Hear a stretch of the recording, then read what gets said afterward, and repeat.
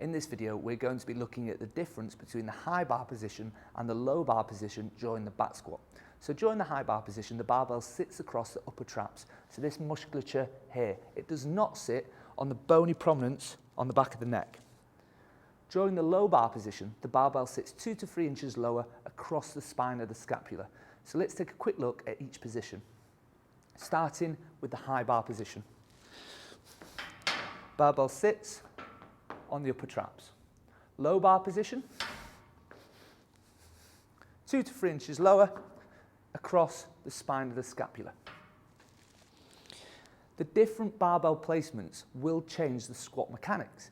Because the low bar back squat sits lower, we have to create more hinge in the hips to keep the barbell over the midfoot. This can reduce the range of motion, but it also maximizes the engagement of the hamstrings, the glutes, and the adductors.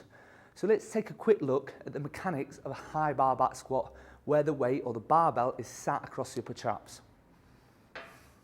Grabbing the bar, placing the barbell on the upper traps, walk underneath. Short walk out.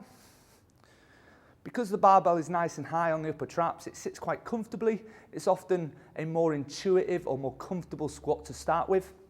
From there, deep breath. Torso can stay quite high throughout the lift, which creates a deep, more quad dominant squat.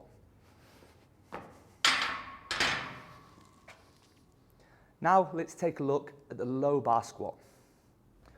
So I've brought the J-cups down a couple of inches. Remember, the low bar back squat sits the barbell 2 to 3 inches lower than the high bar back squat, and we don't want to have to tiptoe the weight off the rack. It increases the risk of injuries. So let's have a look at the difference in squat mechanics with the low bar back squat compared to the high bar squat. Rather than it sitting on the upper traps, I bring the bar down across the spine of the scapula 2 to 3 inches lower. In this position, we have to make sure we tuck our chin in, lifting it up, short walk out to the rear. As you can see, I'm not in this high position here with a high chin, as the barbell will feel like it's going to fall down my back. Tuck the chin in, and it's almost like I'm looking downwards at a diagonal angle to keep that comfortable shelf on my back. Elbows are rearward slightly. From there, deep breath in, sitting back with the hips, and driving up. 2 more reps.